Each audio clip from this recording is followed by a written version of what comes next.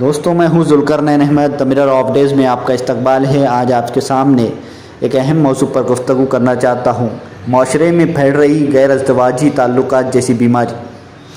موجودہ حالات میں جو مسلم لڑکیوں کے ارتداد کا مسئلہ ہمارے سامنے ہے اور اس کے تدارک کے لیے اب تک کوئی مستقل منظم لاہ عمل تیار نہیں کیا گیا ہے، ایسے حالات میں ہمارے معاشرے میں ایک اور فتنہ سر اٹھا رہا ہے جو ابھی منظر عام پر نہیں آیا لیکن غیر محسوس طریقے سے معاشرے میں پھیل رہا ہے۔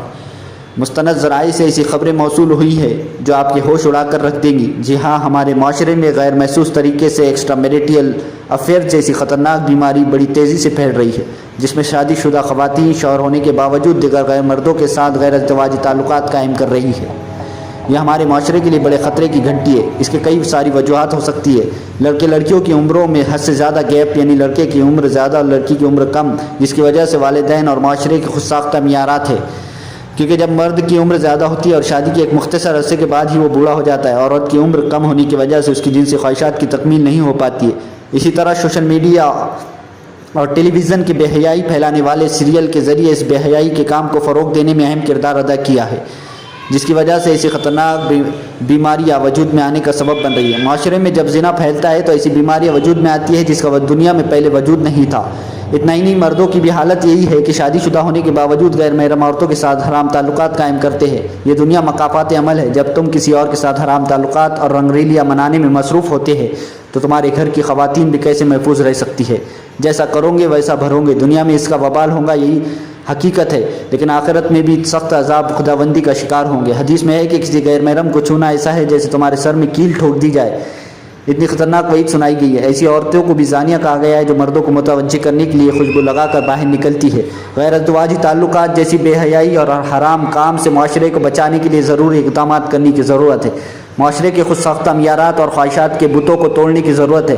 گھروں میں قرآن و حدیث کے مطابق تربیتی نظام کو نافذ کرنے اور اس پر پابندی کے ساتھ خود اور اپنے بچوں کو عمل کروانے کی ضرورت ہے۔ مذہب اور تہذیبی اقدار کے تحفظ کے لیے عملی اقدامات کرنے ضروری ہے۔ بچوں کی دینی تعلیم کا نظم ہونا چاہیے۔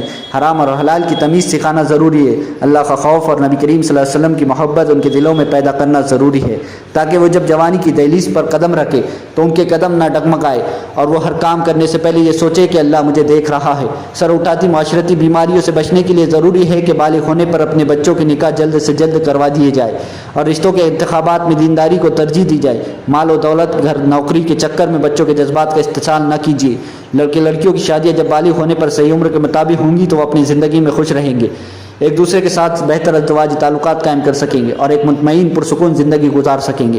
اس بات پر بھی توجہ دینی چاہیے کہ بہتر رشتوں کی تلاش میں عمر کو بڑھنے نہ دیا جائے۔ یہ سوشل میڈیا اور بے حیائی کا دور ہے۔ جوانی بے لگام گھوڑے کی طرح ہوتی ہے، قدم کو بھٹکنے کے لیے، بہکنے کے لیے زیادہ وقت نہیں لگتا۔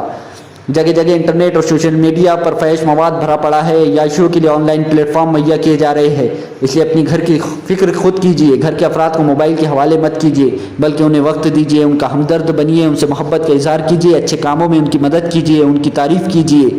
حدیث میں ہے کہ رسول اللہ صلی اللہ علیہ وسلم کا فرمان ہے کہ تمہارے ہاں کوئی ایسا آدمی نکاح کا پیغام بھیجے جس کے دین اور اخلاق سے تم مطمئن ہو تو اس کے ساتھ اپنی ولیہ کی شادی کر دو۔ اگر تم نے ایسا نہ کیا تو زمین میں بہت بڑا فتنہ اور فساد پھیلے گا۔